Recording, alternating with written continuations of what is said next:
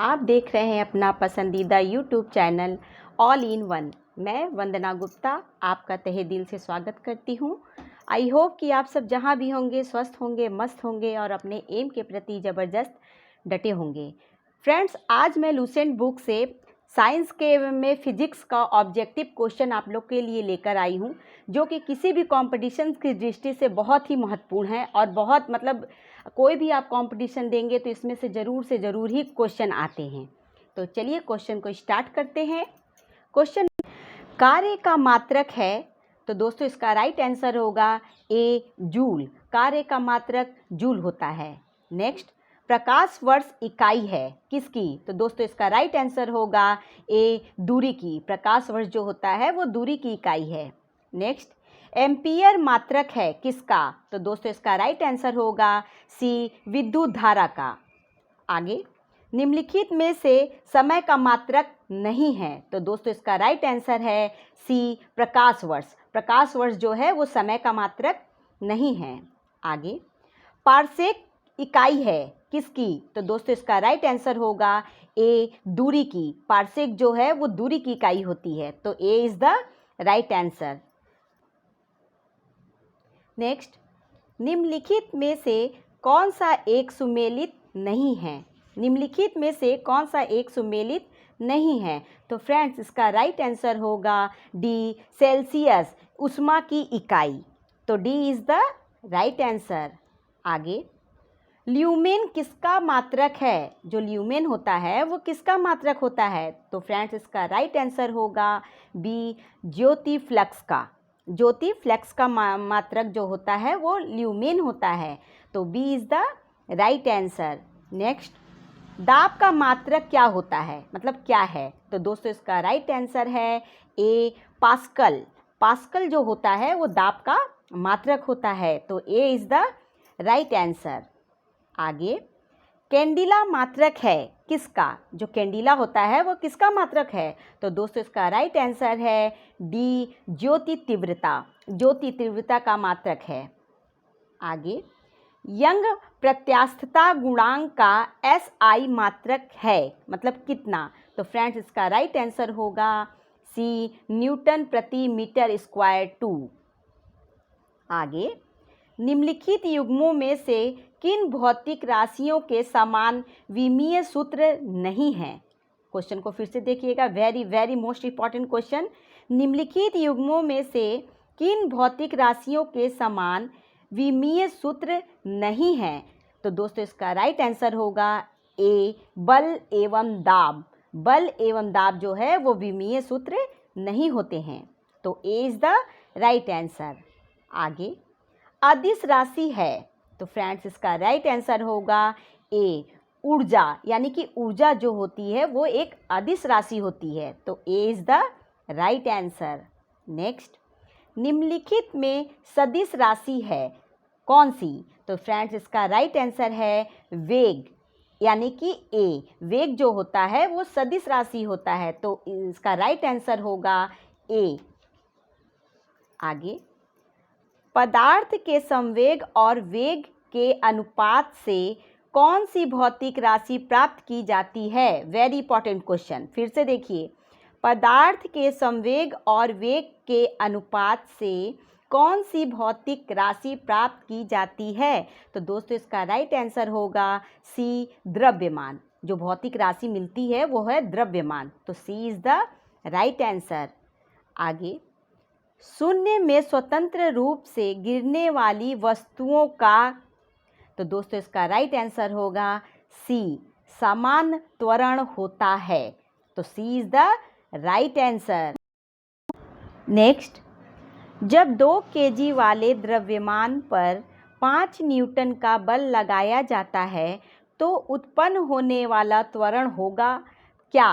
तो फ्रेंड्स इसका right answer होगा ए 2.5 मीटर प्रति सेकेंड स्क्वायर, तो A is the right answer. Next, किसी भी स्थित या गतिशील वस्तु की स्थिति और दिशा में तब तक कोई परिवर्तन नहीं होता जब तक उस पर कोई बाह्य बल सक्रिय न हो। यह है, तो दोस्तों इसका राइट आंसर होगा ए न्यूटन का गति विषयक प्रथम नियम, यानी कि किसी भी स्थिर या गतिशील वस्तु की दिशा तब तक कोई परिवर्तन नहीं होती जब तक कि उस पर कोई बाहरी बल न लगाया जाए। तो ये किसका नियम है? तो फ्रेंड्स इसका राइट आंसर होगा ए न्यूटन का गति विषयक का प्रथम नियम। तो A is the right answer. आगे, रॉकेट के सिद्धांत पर कार्य करता है। रॉकेट किसके सिद्धांत पर कार्य करता है? तो दोस्तों इसका राइट आंसर है डी, संवेग संरक्षण।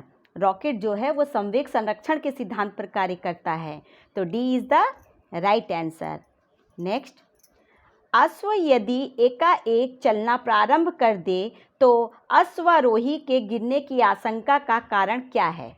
तो यदि कह रहा है क्वेश्चन कि यदि घोड़ा जो है वो चलते चलते अचानक रुक जाए तो क्या अश्वारोही मतलब जो उस पर सवार है वो उसके गिरने का कारण क्या है? तो दोस्तों इसका राइट आंसर होगा सी, विश्राम जड़त्व। तो सी यानी कि विश्राम जड़त्व जो है उसके गिरने का आशंका का कारण है। आगे, क्रिकेट का खिलाड़ी तेजी से आती हुई बॉल को क्यों अपने हाथ के पीछे खींचकर पकड़ता है? तो जो क्रिकेट खेलते हैं उसमें आप लोगों ने देखा होगा कि खिलाड़ी जो होते हैं वो तेज़ी से आते हुए बॉल को अपनी ओर हाथ से पीछे पकड़ के खींचते हैं, क्यों? तो दोस्तों इसका राइट आंसर होगा ए, बॉल विश्राम की स्थिति में आ सकती है। तो A is the right answer. Next, बल का गुणनफल है क्या? तो दोस्तों इसका राइट आंसर होगा बी, द्रव्यमान और त्वरण। द्रव्यमान और त्वरण जो है वो बल का गुणनफल होता है। तो B is the right answer. आगे, शरीर का वजन, तो दोस्तों इसका राइट आंसर होगा बी, ध्रुवों पर अधिकतम होता है। जो हमारे शरीर का वजन होता है वो ध्रुवों पर अधिक होता है। तो B is the right answer. आगे, किसी मनुष्य का भार पृथ्वी पर यदि 600 न्यूटन है तब चंद्रमा पर उसका भार कितना होगा? क्वेश्चन कह रहा है फ्रेंड्स कि अगर किसी मनुष्य का वेट जो है वो पृथ्वी पे 600 न्यूटन है तो चंद्रमा पर उसका भार कितना होगा? तो दोस्तों उसका राइट आंसर होगा डी, 100 न्यूटन, यानी कि कम रहेगा 100 न्यूटन। तो D is the right answer. आगे, पृथ्वी की सतह पर किसी का भार 29.4 न्यूटन है, उसका द्रव्यमान कितना है? तो दोस्तों इसका राइट आंसर होगा बी, 3 किग्रा, यानी कि 3 किग्रा। आगे, एक अंतरिक्ष यात्री पृथ्वी तल की तुलना में चंद्र तल पर अधिक ऊंची उछाल लगा सकता है, क्योंकि? तो दोस्तों इसका राइट आंसर होगा चंद्र तल पर गुरुत्वाकर्षण बल पृथ्वी तल की तुलना में अत्यल्प है, तो इसलिए एक अंतरिक्ष यात्री पृथ्वी तल की तुलना में चंद्रमा पर उछाल अधिक लगा सकता है। तो C is the right answer. आगे, 1 किलोग्राम राशि का वजन है कितना? तो दोस्तों इसका राइट आंसर होगा सी, 9.8 न्यूटन। तो C is the right answer.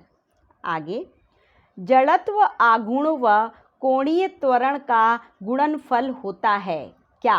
तो दोस्तों इसका राइट आंसर होगा बी, टार्क। तो B is the right answer. आगे, जल के आयतन में क्या परिवर्तित होगा यदि तापमान 9 डिग्री सेल्सियस से गिरा कर 3 डिग्री सेल्सियस कर दिया जाता है? तो दोस्तों इसका राइट आंसर होगा सी, आयतन पहले घटेगा और बाद में बढ़ जाएगा। अगर तापमान को 9 डिग्री से गिराकर 3 डिग्री पे किया जाता है तो आयतन पहले घट जाएगा उसके बाद बढ़ जाएगा। तो C is the right answer. आगे, एक बीकर में पानी पर बर्फ़ तैर रही है, जब बर्फ़ पूर्णतः पिघल जाए तो बीकर में पानी का तल उतना ही रहेगा। सी इज़ द राइट आंसर, क्योंकि बर्फ़ पिघलने पे पानी उतनी ही रहेगी। आगे, जब किसी बोतल में पानी भरा जाता है और उसे जमने दिया जाता है तो बोतल टूट जाती है, क्यों? तो फ्रेंड्स इसका मुख्य कारण है ए, पानी जमने पर फैलता है। बर्फ़ आप कभी पानी जमाते होंगे तो देखते होंगे कि वो बर्फ़ बनने पे फैल जाता है, इसलिए बोतल टूट जाती है। तो A is the right answer. आगे, सड़क पर चलने की अपेक्षा बर्फ़ पर चलना कठिन है क्योंकि, तो फ्रेंड्स इसका राइट आंसर होगा डी, बर्फ़ में सड़क की अपेक्षा घर्षण कम होता है, तो इस वजह से बर्फ़ पे चलना कठिन होता है, तो D is the right answer. आगे, एक नदी में चलता हुआ जहाज़ समुद्र में आता है तब जहाज़, तो फ्रेंड्स इसका राइट आंसर होगा बी, थोड़ा ऊपर जाएगा। अगर एक नदी से चलता हुआ जहाज़ यदि समुद्र में आता है तब जहाज़ जो है वो थोड़ा सा ऊपर जाएगा, तो B is the right answer. आगे, लोहे की कील पारे में क्यों तैरती है जबकि यह पानी में डूब जाती है, क्यों? तो दोस्तों इसका राइट आंसर है लोहे का घनत्व पानी से अधिक है तथा पारे का कम, यानी कि लोहा जो है उसका घनत्व पानी से अधिक है लेकिन पारे से उसका घनत्व कम होता है, इसलिए वह पानी में डूब जाती है, तो C is the right answer. Next, पानी का घनत्व अधिकतम होता है कितने उस पे, तो दोस्तों इसका राइट आंसर होगा बी, 4 डिग्री सेल्सियस पर। 4 डिग्री सेल्सियस पर पानी का घनत्व अधिक होता है।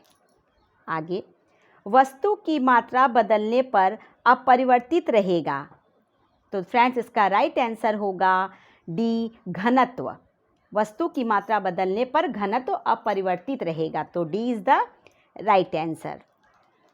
आगे, समुद्र में प्लवन करते आइसबर्ग का कितना भाग समुद्र की सतह से ऊपर रहता है, तो दोस्तों इसका राइट आंसर होगा बी, 1/10, यानी कि 1/10 भाग समुद्र सतह से ऊपर रहता है, तो B is the right answer.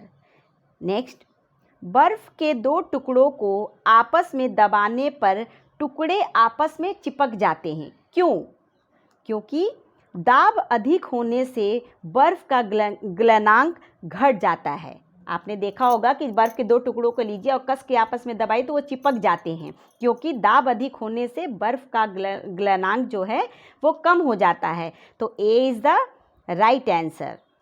आगे, हवाई जहाज़ में यात्रा करते समय पेन से स्याही निकलने लगती है, क्यों? जब आप एरोप्लेन में बैठते हैं तो पेन से स्याही निकलने लगती है, क्यों? ऐसा क्यों होता है? क्योंकि इसका राइट आंसर होगा ए, वायु दाब में कमी के कारण। जो वायु दाब में कमी आ जाती है इसके कारण पेन से स्याही निकलने लगती है, तो A is the right answer. Next, ऊंचाई की जगहों पर पानी 100 डिग्री सेल्सियस के नीचे के तापमान पर क्यों उबलता है? तो फ्रेंड्स क्वेश्चन कह रहा है कि ऊंचाई यानी कि पहाड़ों पर आपने देखा होगा कि जो पानी है वो 100 डिग्री सेल्सियस के नीचे के तापमान पर उबलने लगता है, क्यों? उसका कारण क्या है? तो दोस्तों इसका राइट आंसर होगा ए, क्योंकि वायुमंडलीय दाब कम हो जाता है, अतः उबलने का बिंदु नीचे आ जाता है। जो वायुमंडल का दाब है वो कम हो जाता है और उबलने का बिंदु नीचे आ जाता है, इसलिए 100 डिग्री से नीचे पे तापमान उबलने लगता है, तो A is the right answer. आगे, साबुन के बुलबुले के अंदर का दाब, तो फ्रेंड्स इसका राइट आंसर होगा ए, वायुमंडलीय दाब से अधिक होता है। साबुन के जो बुलबुले होते हैं, झाग होते हैं, उनका अंदर का दाब जो है वायुमंडलीय दाब से अधिक होता है, तो A is the right answer. Next, वायु दाब मापी की रीडिंग में अचानक गिरावट आ जाती है, ये इस बात का संकेत है कि, तो दोस्तों इसका राइट आंसर है डी, तूफ़ानी होगा। अगर वायु मापी जो रीडिंग है वो अचानक से उसका दाब नीचे गिर जाता है तो उससे समझ लिया जाता है कि तूफ़ान आने वाला है, तो दोस्तों इसका राइट आंसर होगा डी, तूफ़ान। आगे, प्रेशर कुकर में सब्जियां जल्दी पकाई जा सकती हैं, क्यों? तो दोस्तों इसका राइट आंसर है बी, दाब बढ़ जाने से क्वथनांक बढ़ जाता है। दाब बढ़ने से क्वथनांक बढ़ जाता है, इसलिए प्रेशर कुकर में सब्जियां जल्दी पक जाती हैं, तो B is the right answer.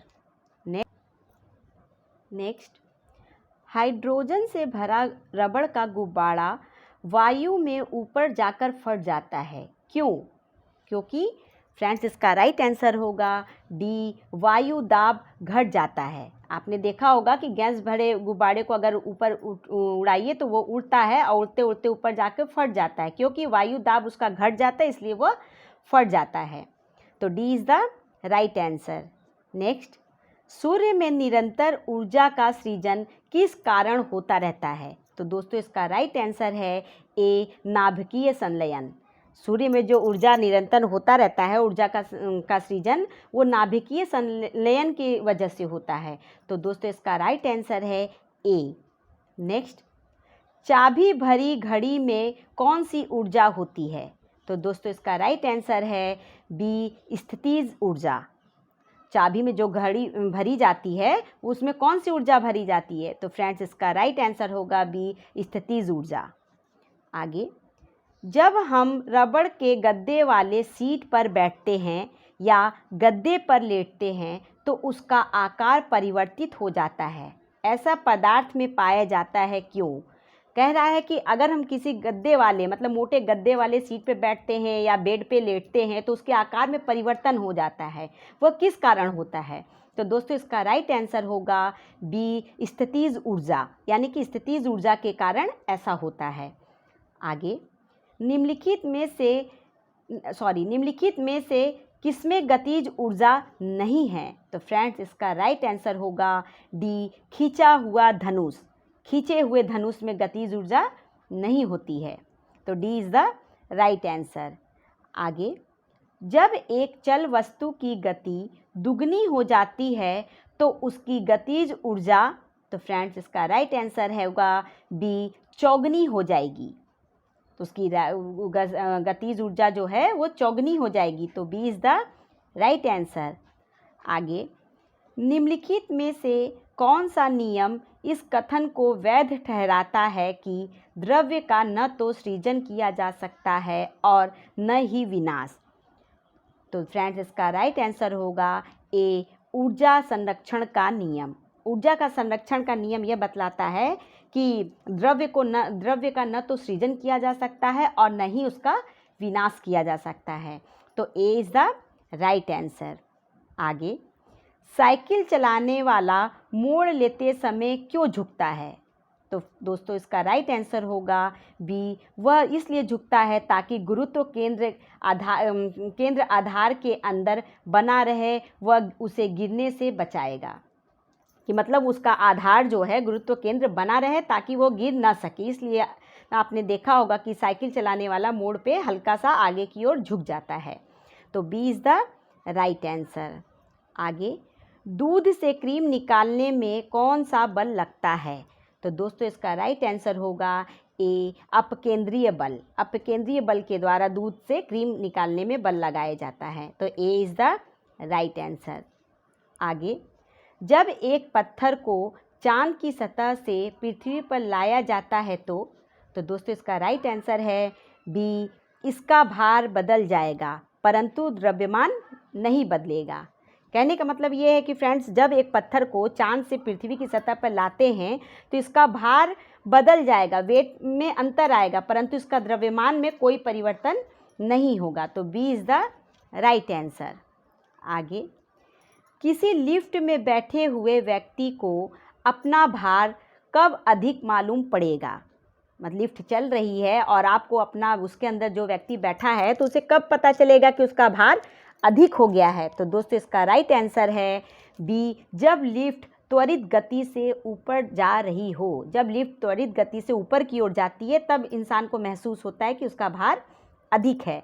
तो B is the right answer.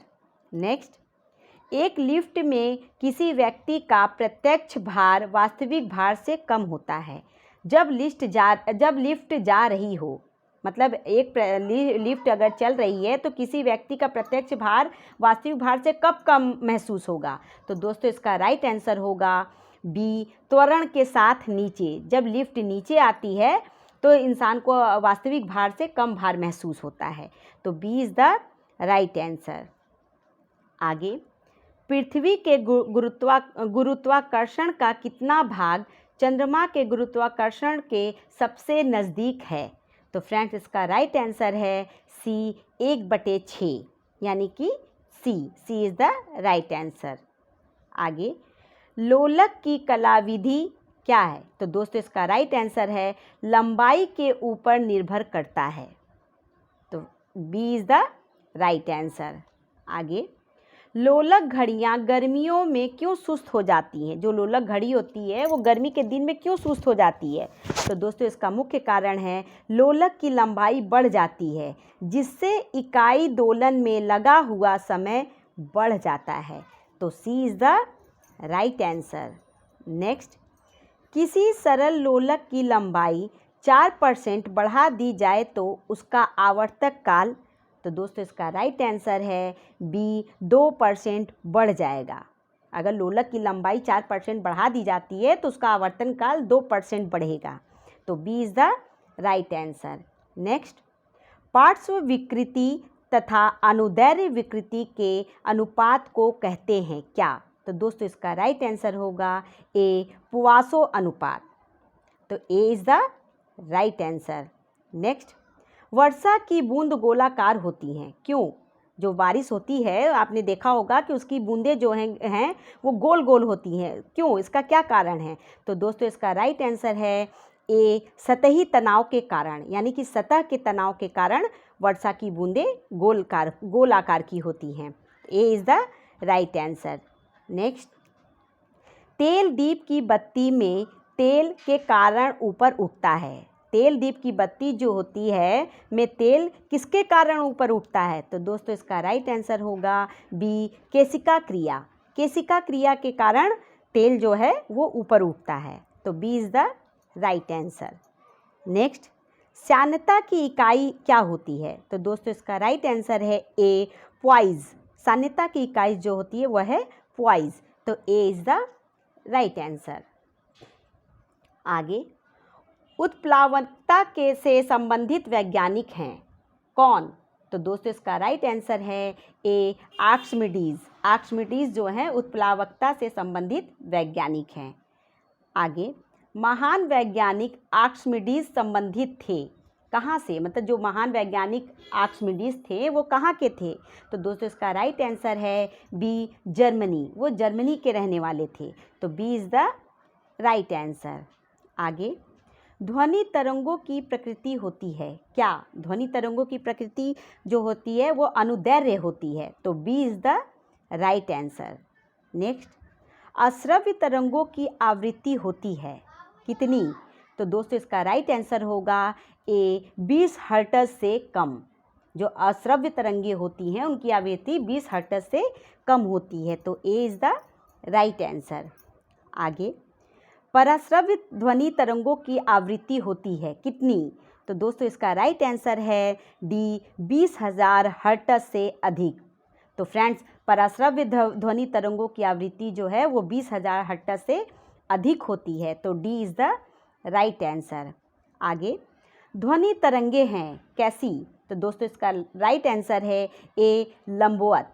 आपने कभी सुना होगा कि कभी कोई ज़ोर से चिल्लाता है तो दूर तक आवाज़ जाती है, तो वो उसके लंबवत के कारण होती है। इसलिए ध्वनि तरंगे की जो तरंगे होती हैं वो लंबवत होती हैं। तो A is the right answer. आगे, श्रव्य परिसर में ध्वनि तरंगों की आवृत्ति क्या होती है? तो दोस्तों इसका राइट आंसर है ए 20 हर्ट्ज से 20,000 हर्ट्ज। तो A is the right answer. आगे, वायु में ध्वनि की चाल 332 मीटर प्रति सेकंड होती है। यदि दाब बढ़ाकर दुगना कर दिया जाए तो ध्वनि की चाल क्या होगी? तो दोस्तों इसका राइट आंसर होगा बी 332 मीटर प्रति second. B is the right answer. आगे, ध्वनि की चाल अधिकतम होती है कहाँ पे? तो दोस्तों इसका राइट आंसर है डी इस्पात में। इस्पात में ध्वनि की जो चाल होती है वो बहुत अधिक सुनाई देती है। तो D is the right answer. आगे, वायु में ध्वनि का वेग है लगभग कितना? तो दोस्तों इसका राइट आंसर है ए 330 मीटर प्रति सेकंड। वायु में ध्वनि का वेग 330 मीटर प्रति सेकंड होता है। तो A is the right answer. आगे, 100 डेसिबल का शोर स्तर निम्न में से किसके संगत होगा? तो दोस्तों इसका राइट आंसर है किसी मशीन की दुकान से आने वाला शोरगुल। यानी कि किसी मशीन के दुकान से आने वाला शोरगुल बहुत तेज़ तेज़ सुनाई देता है, इसलिए D is the right answer. आगे, यदि सितार और बांसुरी पर एक ही स्वर बजाए जाए तो उनसे उत्पन्न ध्वनि का भेद निम्नलिखित में अंतर के कारण किया जा सकता है।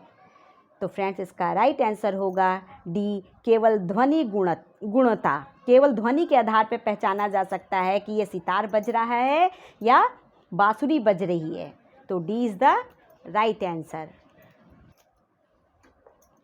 नेक्स्ट, चंद्रमा के धरातल पर दो व्यक्ति एक दूसरे की बात नहीं सुन सकते, क्योंकि? तो दोस्तों, इसका राइट आंसर है चंद्रमा पर वायुमंडल नहीं है, इसलिए दो व्यक्ति जो होते हैं आपस में एक दूसरे की बातों को नहीं सुन सकते। तो B is the right answer. आगे, डेसिबल इकाई का प्रयोग किया जाता है कहाँ? तो दोस्तों, इसका राइट आंसर है ध्वनि की तीव्रता के लिए, यानी ध्वनि की तीव्रता जांचने के लिए डेसिबल इकाई का प्रयोग किया जाता है। तो C is the right answer. आगे, ध्वनि तरंगे किसके कारण प्रतिध्वनि उत्पन्न करते हैं? तो दोस्तों, इसका राइट आंसर है सी, परावर्तन। परावर्तन के कारण प्रतिध्वनि उत्पन्न करते हैं। तो C is the right answer. आगे, सोनार अधिकांशतः प्रयोग में लाया जाता है। तो दोस्तों, इसका राइट आंसर है डी, नौ संचालकों द्वारा, यानी कि नाविकों द्वारा। तो D is the right answer. आगे, किसी ध्वनि स्रोत की आवृत्ति में होने वाले उतार चढ़ाव को क्या कहते हैं? तो फ्रेंड्स, इसका राइट आंसर है बी, डॉपलर प्रभाव। किसी भी ध्वनि के स्रोत की आवृत्ति में ऊपर और नीचे होने वाली प्रक्रिया को डॉपलर प्रभाव कहा जाता है। तो B is the right answer.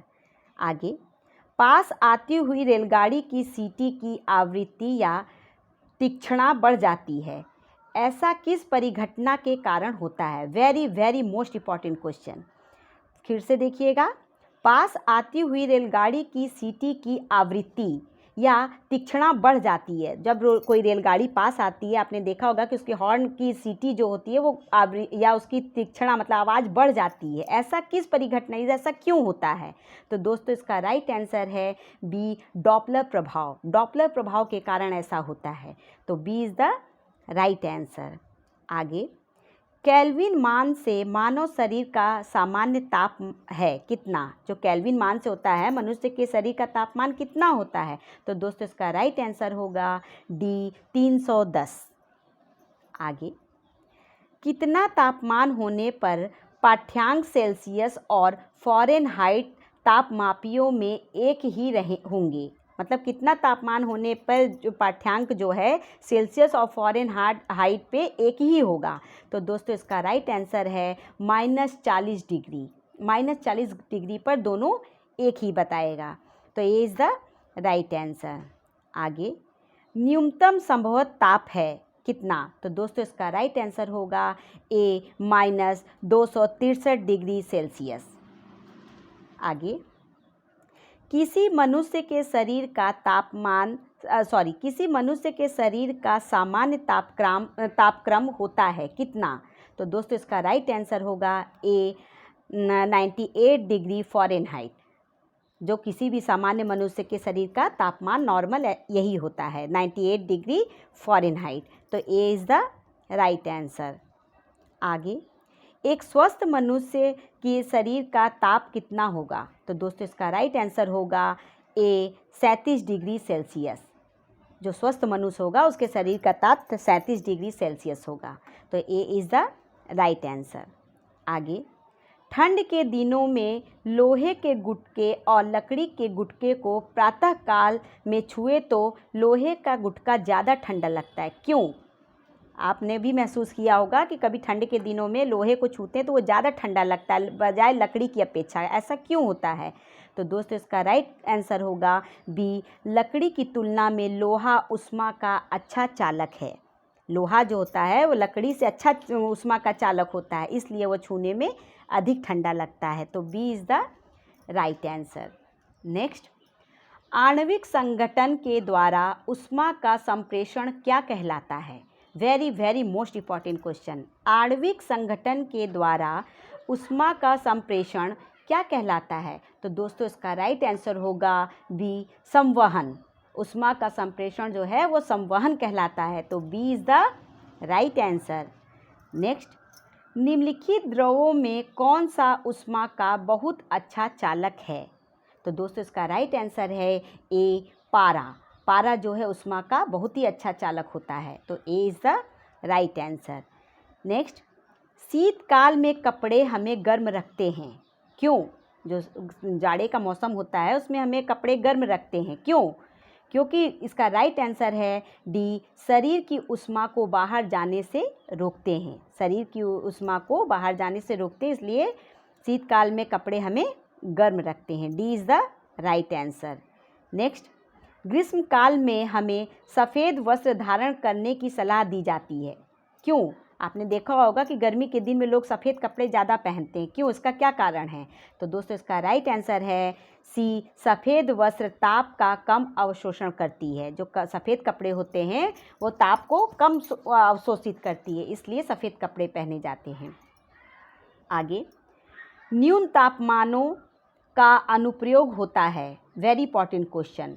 न्यून तापमानों का अनुप्रयोग होता है कहाँ? तो दोस्तों इसका राइट आंसर है ए, अंतरिक्ष यात्रा, शल्यकर्म एवं चुंबकीय प्रोत्थापन में, तो A is the right answer.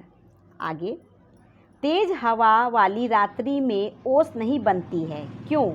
आपने देखा होगा कि जब जाड़े के दिनों में तेज़ हवा चलती है तो उस रात में ओस की बूंदें नहीं दिखाई देती हैं, क्यों?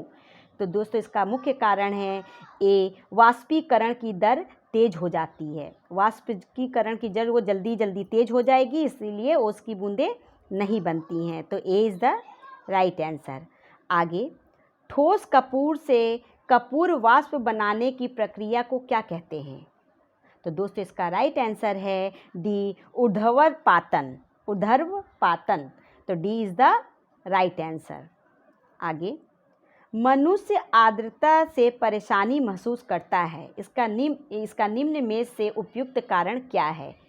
आपने भी महसूस किया होगा कि कभी देखे होंगे कि ज़्यादा उमस होने से यानी आर्द्रता होने से आपको परेशानी सी महसूस होती है। इसका मुख्य कारण है सी, पसीना का आर्द्रता के कारण वाष्पित नहीं होना, तो C is the right answer.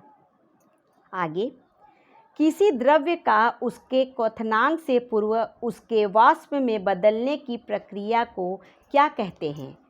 तो दोस्तों इसका राइट आंसर है ए, वाष्पीकरण। उसे वाष्पीकरण कहा जाता है, तो A is the right answer. Next, पहाड़ों पर पानी निम्नलिखित तापमान पर उबलने लगता है, तो दोस्तों इसका राइट आंसर है ए, 100 डिग्री सेल्सियस से कम। 100 डिग्री सेल्सियस से कम पर ही पहाड़ों पर पानी उबलने लगता है, तो A is the right answer. आगे, भाप से हाथ अधिक जलता है अपेक्षाकृत उबलते जल से, क्योंकि आपने भी कभी महसूस किया होगा कि अगर उबलते हुए पानी की अपेक्षा भाप से अगर हाथ जल जाए तो उसमें जलन ज़्यादा होती है, क्यों? तो दोस्तों इसका सबसे बड़ा कारण है कि ए, भाप में गुप्त ऊष्मा होती है। भाप जो होता है उसमें गुप्त ऊष्मा होती है, इस वजह से उसकी जलन अधिक महसूस होती है, तो A is the right answer. आगे, ऊष्मागतिकी का प्रथम नियम। नेक्स्ट, ऊष्मागतिकी का प्रथम नियम किस अवधारणा की पुष्टि करता है? वेरी मोस्ट इम्पॉर्टेंट क्वेश्चन है दोस्तों, फिर से देखिएगा। ऊष्मागतिकी का प्रथम नियम किस अवधारणा की पुष्टि करता है? तो दोस्तों इसका राइट आंसर है ए, ऊर्जा संरक्षण। ऊर्जा संरक्षण की पुष्टि करता है, तो A is the right answer. आगे, प्रकाश तरंग किस प्रकार की तरंग है? तो दोस्तों इसका राइट आंसर है ए, अनुप्रस्थ तरंग। जो प्रकाश की तरंगें होती हैं वो अनुप्रस्थ तरंगें होती हैं, तो A is the right answer. आगे, प्रकाश विकिरण की प्रकृति होती है। दोस्तों इसका राइट आंसर है सी, तरंग एवं कण दोनों के समान, तो C is the right answer. आगे, माध्यम के तापमान में वृद्धि के साथ प्रकाश की गति, तो दोस्तों इसका राइट आंसर है सी, वैसी ही रहेगी, तो C is the right answer. आगे, प्रकाश की गति है क्या? तो दोस्तों इसका राइट आंसर है सी 3 × 10⁸ मिनट प्रति सेकेंड। तो C is the right answer. आगे, सूर्य ग्रहण होता है कब? तो दोस्तों इसका राइट आंसर है ए, चंद्रमा सूर्य और पृथ्वी के बीच आ जाता है। तो जब चंद्रमा सूर्य और पृथ्वी के बीच आ जाता है तब सूर्य ग्रहण लगता है। तो A is the right answer. आगे, चंद्र ग्रहण घटित होता है कब? तो फ्रेंड्स इसका राइट आंसर है बी, पूर्णमासी के दिन। चंद्र ग्रहण हमेशा पूर्णमासी के दिन ही घटित होता है। तो B is the right answer. आगे, उचित रीति से कटे हीरे की असाधारण चमक का आधारभूत कारण यह है कि, तो दोस्तों इसका राइट आंसर है बी, उसका अति उच्च अपवर्तन सूचकांक होता है। तो फ्रेंड्स इसका राइट आंसर होगा बी। आगे, जब एक कॉम्पैक्ट डिस्क यानी कि सीडी सूर्य के प्रकाश में देखी जाती है तो इंद्रधनुष के समान रंग दिखाई देता है। इसकी व्याख्या की जा सकती है कैसे? आपने भी देखा होगा कि जब एक सीडी को आप लेते हैं, सूर्य के प्रकाश में देखते हैं तो वो इंद्रधनुष के रंग की दिखाई देती है। क्यों? तो दोस्तों इसका राइट आंसर होगा डी, अपवर्तन, विवर्तन एवं परागमन की परिघटना के आधार पर, इसके आधार पर वो इंद्रधनुष के समान दिखाई देती है। तो D is the right answer. आगे, किस गुणधर्म के कारण पानी से भरे बर्तन में डुबाई गई छड़ी मुड़ी हुई प्रतीत होती है? तो दोस्तों इसका राइट आंसर है सी, अपवर्तन। अपवर्तन के कारण किसी पानी से भरे बर्तन में आप भी छड़ी डाल के देखेंगे तो वो मुड़ी हुई प्रतीत होती है, क्योंकि वह अपवर्तन के कारण ऐसा दिखता है। तो C is the right answer. आगे, एक समतल दर्पण पर आपतित किरण 60 डिग्री का कोण बनाती है तो परावर्तन कोण होगा। वेरी मोस्ट इम्पॉर्टेंट क्वेश्चन है दोस्तों। एक समतल दर्पण पर आपतित किरण यदि 60 डिग्री का कोण बनाती है तो उसका परावर्तन कोण कितना होगा? तो दोस्तों इसका राइट आंसर होगा बी, 60 डिग्री। उसका परावर्तन कोण है वो 60 डिग्री का होगा। तो B is the right answer. आगे, अगर प्रकाश का आपतन कोण 90 डिग्री है और अपवर्तन के बाद का कोण 30 डिग्री है तो मध्य का अपवर्तनीय सूचक क्या होगा? वेरी इंपॉर्टेंट क्वेश्चन है फ्रेंड्स, फिर से देखिए। अगर प्रकाश का आपतन कोण 90 डिग्री है और अपवर्तन के बाद का कोण 30 डिग्री है तो माध्यम का अपवर्तनीय सूचक क्या होगा? तो दोस्तों इसका राइट आंसर होगा सी, 2.0। तो C is the right answer. आगे, यदि किसी दर्पण को थीटा कोण से घुमाया जाए तो परावर्तित किरण का घूर्णन होगा कितना? तो दोस्तों इसका राइट आंसर होगा डी, 2 थीटा। आगे, पूर्ण आंतरिक परावर्तन होता है जब प्रकाश जाता है। तो दोस्तों इसका राइट आंसर है ए, हीरे से कांच में। जब हीरे से कांच में प्रकाश जाता है तो पूर्ण आंतरिक परावर्तन हो जाता है। तो A is the right answer. आगे, मृग तृष्णा उदाहरण है किसका? तो दोस्तों इसका राइट आंसर है बी, पूर्ण आंतरिक परिवर्तन का। पूर्ण आंतरिक परिवर्तन का मृग तृष्णा उदाहरण है। तो B is the right answer. आगे, पेट अथवा शरीर के अन्य आंतरिक अंगों के अन्वेषण के लिए प्रयुक्त तकनीकी एंडोस्कोपी आधारित है किस पर? तो फ्रेंड्स इसका राइट आंसर है ए, पूर्ण आंतरिक परावर्तन पर। जो एंडोस्कोपी किया जाता है वो पूर्ण रूप से आंतरिक परावर्तन पर आधारित होता है। तो A is the right answer. आगे, इंद्रधनुष के कारण होता है। तो दोस्तों इसका राइट आंसर है डी, परावर्तन एवं अपवर्तन। इंद्रधनुष जो है बनता है वो परावर्तन और अपवर्तन के कारण ही बनता है। तो D is the right answer. आगे, आकाश का रंग नीला प्रतीत होता है क्यों? हम लोग सभी देखते हैं कि आकाश में देखते तो नीले रंग का दिखाई देता है, ऐसा क्यों होता है? तो फ्रेंड्स इसका राइट आंसर है सी, प्रकीर्णन के कारण। प्रकीर्णन के कारण आकाश का रंग नीला दिखाई देता है। C is the right answer. Next, वायुमंडल में प्रकाश के विसरण का कारण है। तो दोस्तों इसका राइट आंसर है बी, धूलकण। धूलकण के कारण जो है वायुमंडल में प्रकाश विसरण किया हुआ दिखता है, तो B is the right answer. आगे, खतरे के संकेत के लिए लाल प्रकाश का प्रयोग किया जाता है, क्यों? सभी हम लोग देखते हैं कि जब भी कोई खतरा होता है तो लाल रंग की ही बत्ती या टॉर्च कुछ ऐसा दिखाया जाता है, क्यों? इसका क्या कारण है? तो फ्रेंड्स इसका राइट आंसर होगा ए, इसका प्रकीर्णन सबसे कम होता है। इसका प्रकीर्णन सबसे कम होता है, इसलिए लाल रंग का प्रयोग किया जाता है। आगे, समुद्र नीला प्रतीत होता है, क्यों? समुद्र का पानी अक्सर नीला देखने में नीले रंग का दिखाई देता है, क्यों? तो दोस्तों इसका राइट आंसर है बी, आकाश के परावर्तन तथा जल के कणों द्वारा प्रकाश के प्रकीर्णन के कारण। आकाश के परावर्तन तथा जल के कणों द्वारा प्रकाश के प्रकीर्णन के कारण समुद्र का जो जल है वो नीला दिखाई देता है, तो B is the right answer. आगे, अस्त होते समय सूर्य लाल दिखाई देता है। हम सभी जानते हैं कि जब सूर्य अस्त होता है तो वो लाल रंग का दिखाई देता है, ऐसा क्यों होता है? तो दोस्तों इसका राइट आंसर है बी, प्रकीर्णन के कारण। प्रकीर्णन के कारण जो है सूर्य का रंग, ढलते हुए सूर्य का रंग लाल दिखता है। आगे, साबुन के पतले झाग में चमकदार रंगों का बनना किस परिघटना का परिणाम है?